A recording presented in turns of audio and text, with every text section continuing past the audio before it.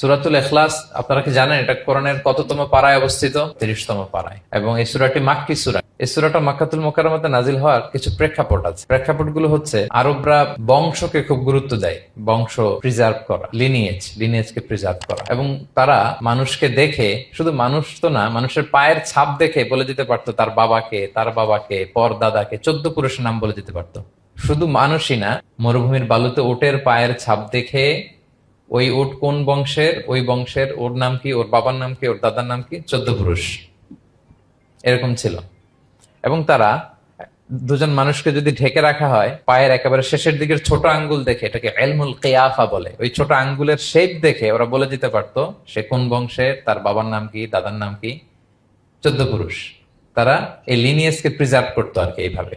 এবং এই বংশ পরিক্রমা মুখস্থ করা, জানা, জিজ্ঞেস করা, এটাকে গুরুত্ব দিত। তো তারা আল্লাহকেও আমাদের মতো এরকম একজন সত্তা ভেবে আল্লাহ হাবিব সাল্লাল্লাহু আলাইহি ওয়াসাল্লামকে জিজ্ঞেস করতেছে যে ইদান খালাকাল্লাহু কুল্লা শাই ফামান খালাকাল্লাহ। মুহাম্মদ, তুমি তো বলো যে আল্লাহ নাকি সব সৃষ্টি করেছে, তো আল্লাহকে কে সৃষ্টি করেছে? অথবা বলো যে আল্লাহর বাবাকে, আল্লাহর দাদাকে, আল্লাহর পরদাদাকে, আল্লাহর বংশটা বলো। তো তখন তাদের এই প্রশ্নের জবাবে আল্লাহ তাআলা সূরাতুল ইখলাস নাজিল করেন যে কুল হুয়াল্লাহু আহাদ।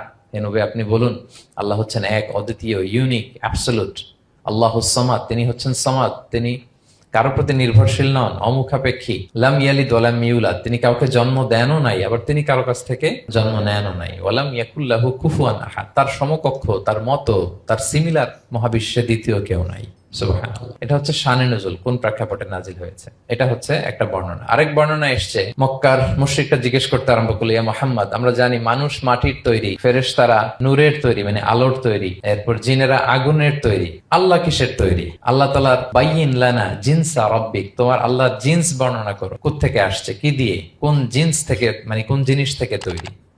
তখন আল্লাহ তাআলা এই সূরাটা নাজিল করলেন, কুল হুয়াল্লাহু আহাদ আল্লাহুস সামাদ লাম ইয়ালিদ ওয়ালাম ইউলাদ ওয়ালাম ইয়াকুল লাহু কুফুয়ান আহাদ।